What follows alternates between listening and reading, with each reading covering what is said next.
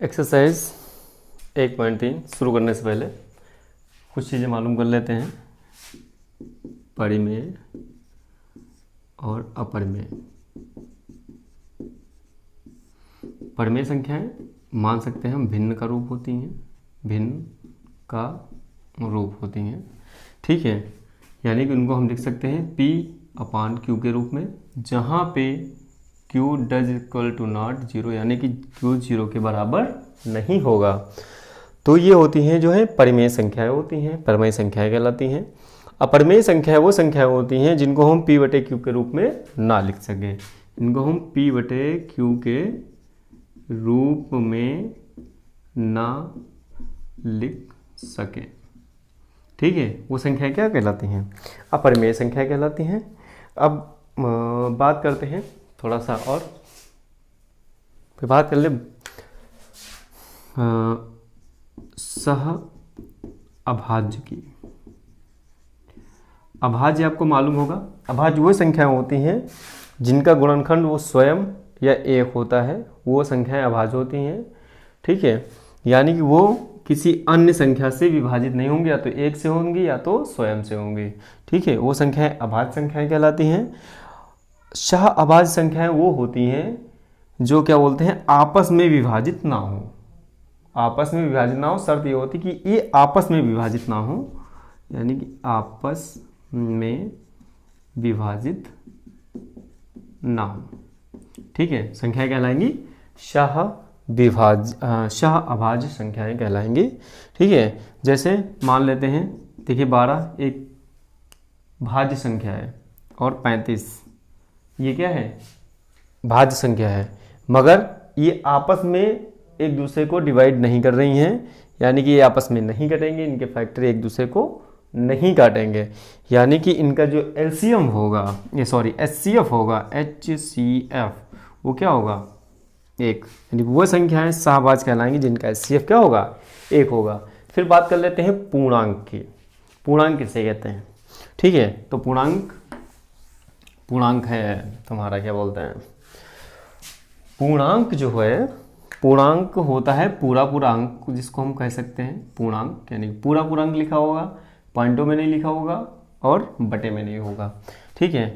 और वो क्या होता है, माइनस की किसी जीरो को ले लो और आगे 1 2 3 4 और आगे आप बढ़ते चले जाएं, और पीछे -1 -2 -3 -4 -5 आगे ये सब चलता जाएगा। यानी कि माइनस और प्लस और साथ में जीरो को मिला के आपस में जो भी ये जो भी संख्याएं होती हैं, अगर वो बटे में नहीं है, पूरी संख्याएं हैं, वो क्या होती हैं, पूर्णांक कहलाती हैं।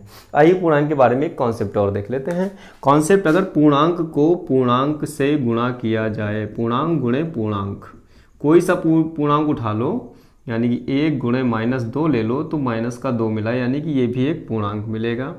अर्थात पूर्णांक गुणे पूर्णांक जब आएगा तो आपको क्या मिलेगा, एक पूर्णांक मिलेगा। पूर्णांक प्लस पूर्णांक आप ले लेते हैं 2 + 3, पूर्णांक मिल गया 5। आप ले लें -3 + 5, पूर्णांक मिल गया 2। -8 + 2, पूर्णांक मिल गया -6। यानी कि पूर्णांक प्लस पूर्णांक की बात होगी तो वहां पे भी आपको क्या मिलेगा, पूर्णांक मिलेगा, ठीक है। एक ये चीज।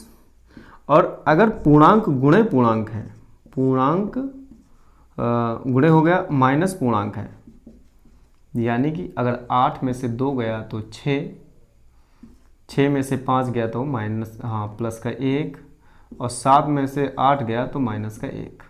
यानी कि अगर घटाया भी जाए तो पूर्णांक से क्या मिलता है, पूर्णांक मिलता है। फिर एक चीज़ और, जो हमारा परिमेय संख्या होती है, परिमेय संख्या P/Q के रूप में होती है। यानी कि ऊपर वाला भी एक पूर्णांक होता है, यानी कि 2 लिख सकते हैं, नीचे वाला भी एक पूर्णांक, यानी कि कुछ 5। ये अब जो बचा पूर्णांक बटे पूर्णांक, ये मिल गया, ये परिमेय संख्या, मतलब पूर्णांक गुण बटे पूर्णांक होगा तो संख्या मिलेगी हमको परिमेय, ठीक है। में बताया गया है, यदि P अभाज्य संख्या है, यदि P मान लेते कोई P संख्या होगी जो अभाज्य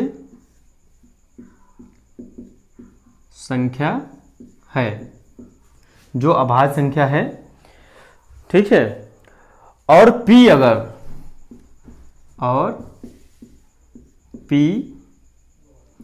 यदि a स्क्वायर को विभाजित करती है, विभाजित करता है, ठीक है, विभाजित करते हैं, तो क्या करते हैं, विभाजित करती है, तो p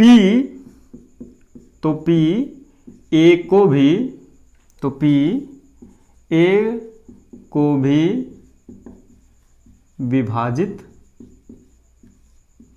करेगा, ठीक है। ये एक प्रमेय है जिसका इस क्वेश्चन में यूज होना है, ठीक है। अब बढ़ेंगे हम, अब क्वेश्चन की तरफ बढ़ते हैं, ठीक है।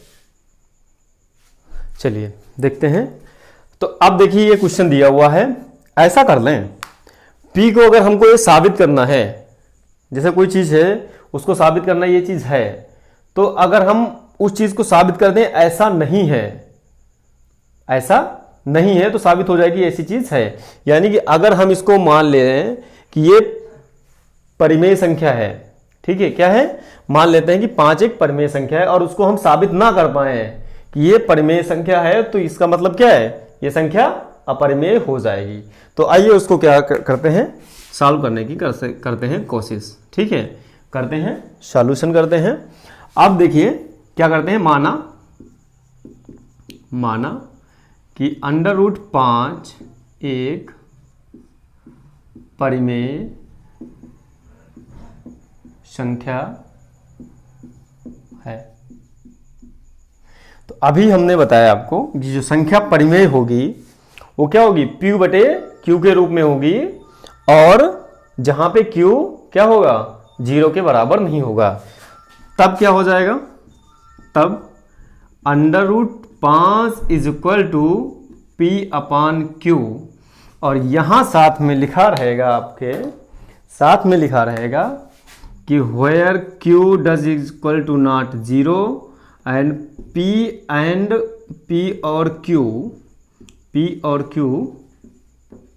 सह अभाज्य हैं, ठीक है। ये चीज़ हमको लिखनी है, ये सहअभाज्य हैं, आपस में डिवाइड नहीं होंगी, यानी कि इनका कोई कॉमन फैक्टर नहीं होगा। कहने का मतलब इनका HCF क्या होगा, इनका HCF 1 होगा, ठीक है। अब इस चीज को हम मान के चल रहे हैं और क्वेश्चन को करते हैं सॉल्व, ठीक है। अब क्या करें, नेक्स्ट स्टेप पे हम क्या कर लें कि हमको दिखाना है कि क्या है, इसका जो फैक्टर है वो 1 है, हमने इसको माना है। अगर हम ये चीज सिद्ध कर पाते हैं कि इसका फैक्टर 1 के अलावा कुछ और है, ठीक है, तो ये संख्या कुछ जो हमने माना है, ये अवधारणा हमारी गलत होगी। और फिर क्या है, जब हमारी अवधारणा ये गलत हो जाएगी कि ये संख्या परिमेय है, तो क्या हो जाएगा, फिर संख्या अपरिमेय हो जाएगी। अगर परिमेय संख्या नहीं है, अवधारणा हमारी गलत हुई, तो मतलब हुआ कि 5 जो है वो परिमेय संख्या नहीं है, इसका मतलब क्या होगी, फिर वो अपरिमेय संख्या होगी, √5 जो है वो अपरिमेय संख्या होगी। तो चलिए अब इसको क्या करें, इसमें करते हैं कुछ, तो करेंगे दोनों पक्षों का वर्ग करने पर, वर्ग करते हैं तो इधर मिल जाएगा हमको क्या, इसका वर्ग किया तो 5, इधर हो गया P²/Q²। आइए इसको इधर भेज देते हैं, तो ये 5 and Q², यानी कि ये मल्टीप्लाई में बराबर P²। अब देखेंगे यहां से P² बराबर क्या है, 5 × Q², यानी कि P जो स्क्वायर है वो 5 से विभाजित होगा, यानी कि उसके फैक्टर में 5 होगा कहीं ना कहीं, ठीक है, उसके गुणे में कहीं ना कहीं जो उसका गुणनखंड होगा P² का, वहां पे क्या होगा, 5 होगा, 5 होगा, इसका मतलब है वो क्या होगा, 5 से विभाजित होगा। तो यहां पे लिखेंगे, अब हम लिखेंगे चूंकि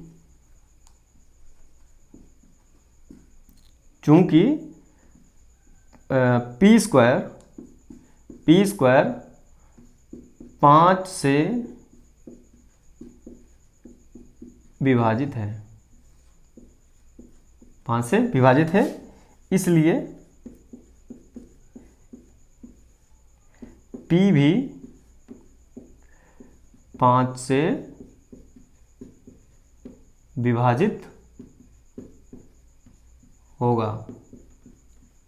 अच्छा, ये हमने ऐसा क्यों लिखा है? ये क्या है? ये है हमारी प्रमेय, यानी कि ये हम लिख देंगे प्रमेय से। जो हमारी प्रमेय है वो ऐसा कहती है, हमने आपको अभी बताया था, अगर P कोई संख्या P अगर किसी संख्या a स्क्वायर को डिवाइड करती है तो वो संख्या क्या करेगी? P 5 को भी डिवाइड करेगी।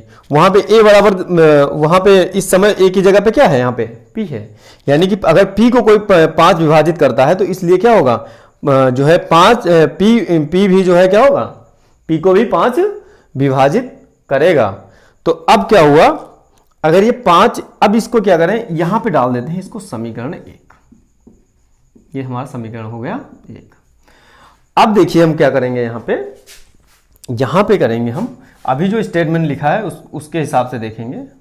ठीक है, हमने क्या किया कि P भी 5 से विभाजित होगा, यानी कि जो P होगा वो बराबर में होगा 5 और इसके साथ में कुछ लगा होगा कांस्टेंट, यानी किसी के गुणनखंड में होगा ना। ये भाई यहाँ पे जैसे 5 था, क्यू स्क्वायर के गुणनखंड में था, तो मान लेते हैं वो किसके गुणन में है? वो मान लेते हैं R के गुणन में है। किसके? R के। ये चीज हो गई यहाँ पे, यानी कि P जो है इस स्टेटमेंट से हमें क्या मिलेगा? क्योंकि P स्क्वायर 5 से विभाजित है, इसलिए 5 भी P से विभाजित होगा। ये प्रमेय है। अब क्या करेंगे हम? जो P है वो क्या होगा? 5 किसी के गुणनखंड में होगा, किसी संख्या से और मल्टीप्लाई होगा, तब क्या होगा? P से वो डिवाइड होगा। तो वो मान लेते संख्या क्या है? R है। अब क्या करेंगे? यहां पे करते हैं हम स्क्वायर करते हैं। तो अब देखेंगे हम यहां पे इसको हटा के लिखते हैं हम, इसको हटा दिया हमने, ठीक है, और ये समीकरण पड़े रहने देते हैं। अब क्या है? इसको करेंगे दोनों पक्षों का वर्ग करने पर। यहां पे भी लिखेंगे दोनों पक्षों का वर्ग करने पर। अब जब वर्ग करेंगे तो यहां से क्या मिलेगा हमको?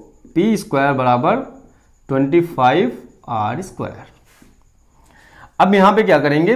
P स्क्वायर का मान जो है समीकरण 1 से उठा के हम यहां पे रख देते हैं। P स्क्वायर का मान समीकरण 1 से लेने पर क्या हो जाएगा? P स्क्वायर का मान समीकरण 1 से लेने पर, यहां बंद लिखो इसको, यहां पे लिख दो। P स्क्वायर का मान समीकरण A से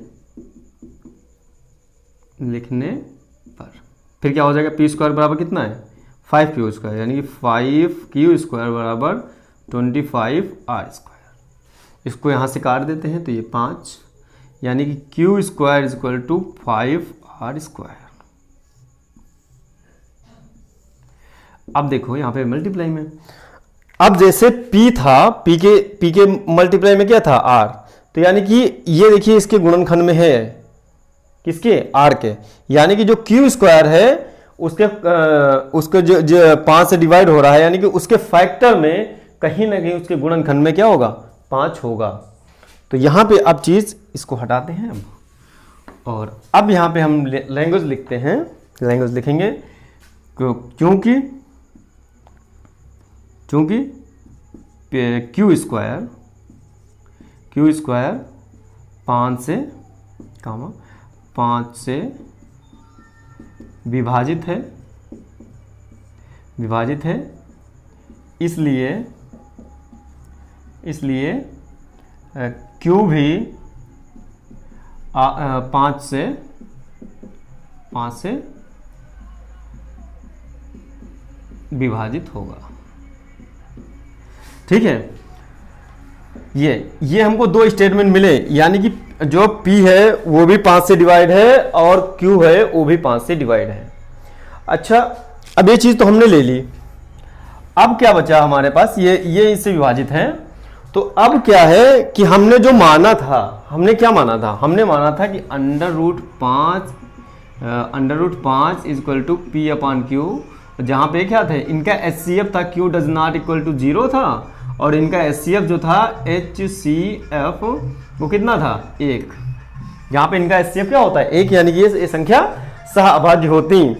अब यहाँ पे क्या कर दिया है 5 से, देखिए 5 गुणनखंड में इसके भी है, क्योंकि ये भी 5 से डिवाइड हो रहा है, इसका मतलब इसके साथ में 5 होगा कहीं ना कहीं, और ये भी 5 से डिवाइड हो रहा है, यानी कि इनका कॉमन फैक्टर जो मिल गया, जो हाईएस्ट कॉमन फैक्टर है वो 5 मिल रहा है। कितना मिल रहा, 5 मिल रहा है। तो यहां पे क्या हो जाएगा, जो हमने अवधारणा मानी थी वो क्या हो जाती है, हमारी गलत हो जाती है। तो अब इसको हम लिख लेते हैं।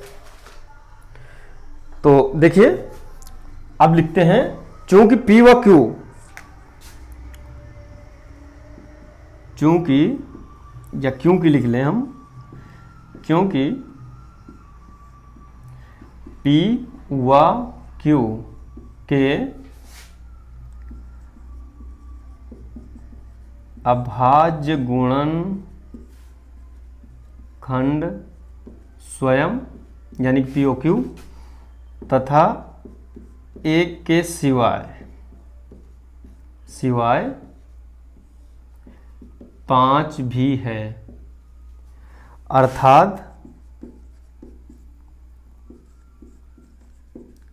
इनका HCF 5 है, जो हमारी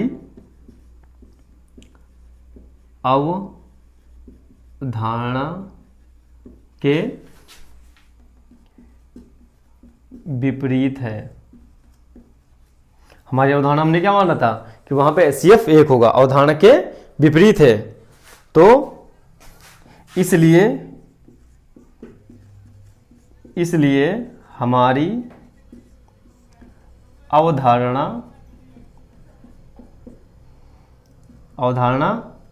गलत साबित हुई। यानी कि हमने जो माना था कि P जो है परिमेय संख्या है, यानी कि ये जो है क्या बोलते हैं, हमारा √5 जो है परिमेय संख्या है, वो गलत हो गई। अर्थात क्या हो जाएगा, साबित हुई, गलत साबित हुई, तो क्या हो जाएगा, इसलिए क्या हो जाएगा, √5 एक अपरिमेय संख्या है। और यही हमको सिद्ध करना था। It's proved.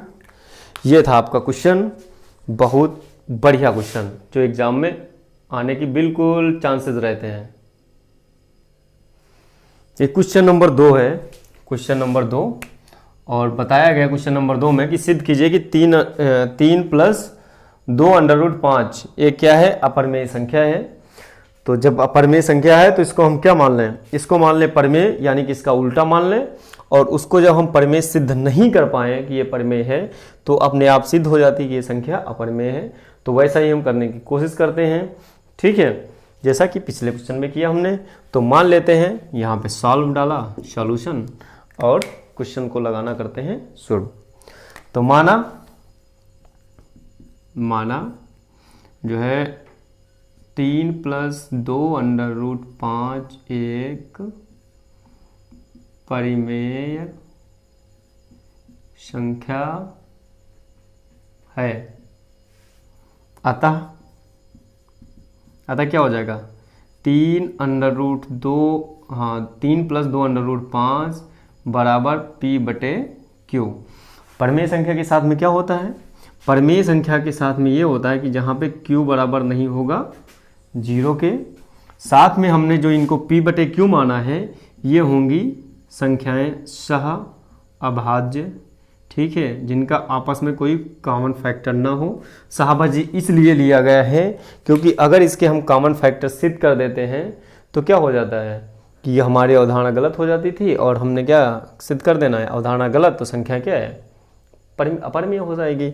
इसलिए क्या है, सहअभाज्य, जहाँ क्या है P व Q, जहाँ पे P, Q सहअभाज्य हैं,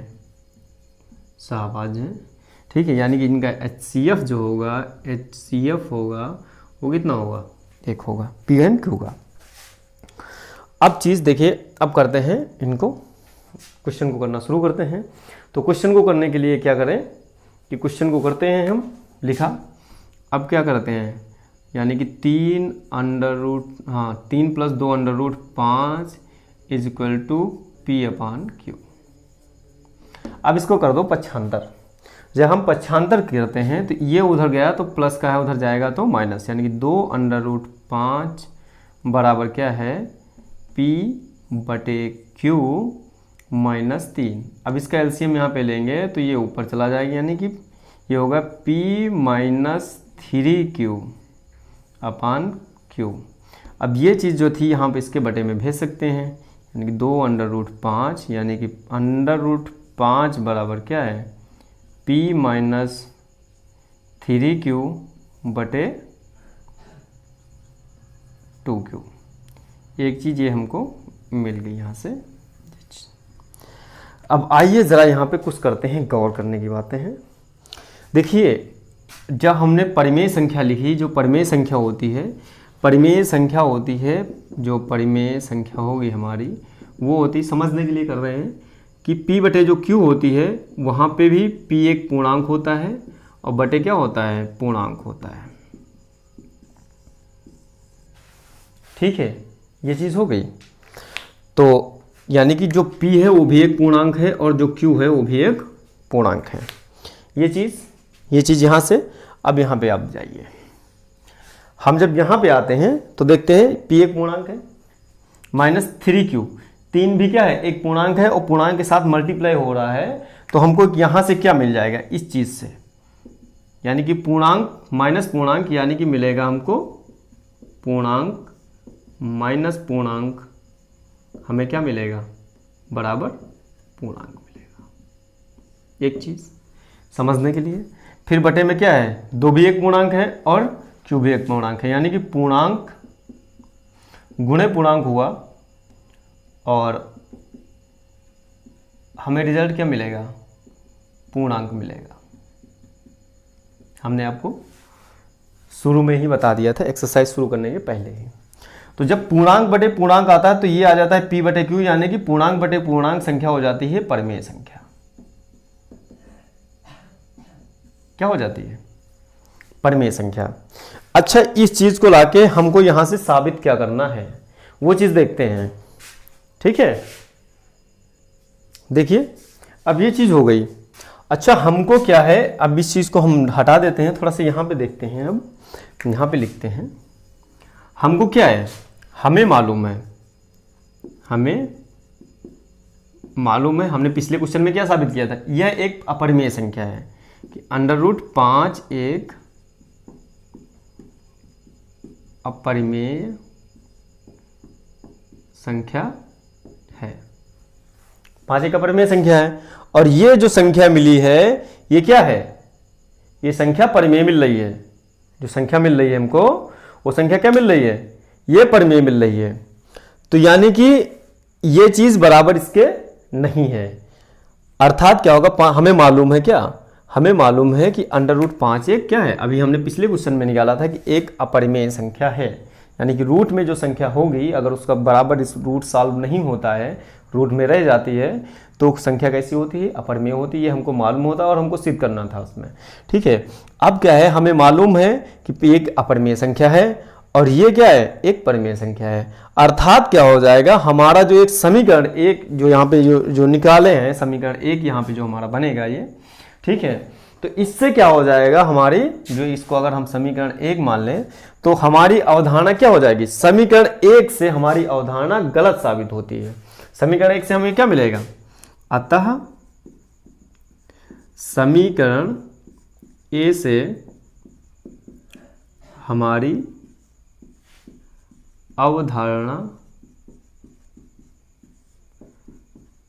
गलत साबित हुई, यानी कि हमने इसको माना था एक परिमेय संख्या, तो गलत साबित हो गई तो क्या हो गया, तो ये संख्या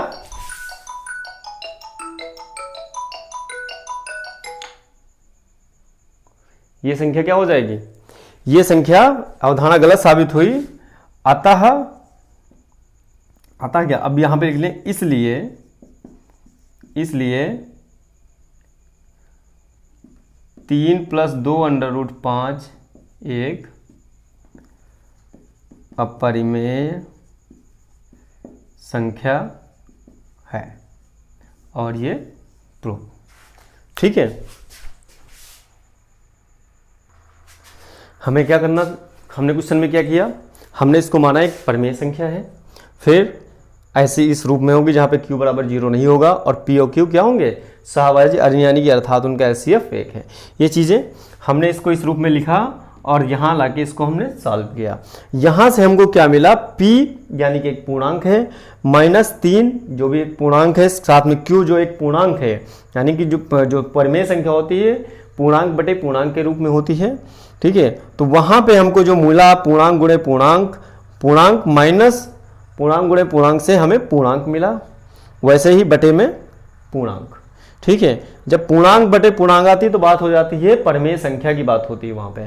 जब परिमेय संख्या है और ये 5 क्या है, हमको मालूम है कि 5 अपरिमेय संख्या है, क्योंकि हमने अभी पिछले क्वेश्चन में इसको सॉल्व किया है। जब आप एग्जाम में होंगे तो आपको वहां पे इस चीज सॉल्व करने की जरूरत नहीं होगी, वहां पे आप लिख देंगे कि हमें मालूम है कि √5 या √7 या √3 या √2 ये क्या है, अपरिमेय संख्या है। इसलिए जो हमने ये अवधारणा मानी थी, ये गलत साबित हुई, यानी हमें मालूम है कि √5 एक अपरिमेय संख्या है।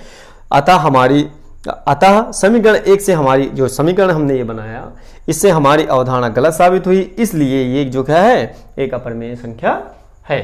ठीक है, ओके, बढ़ेंगे आगे।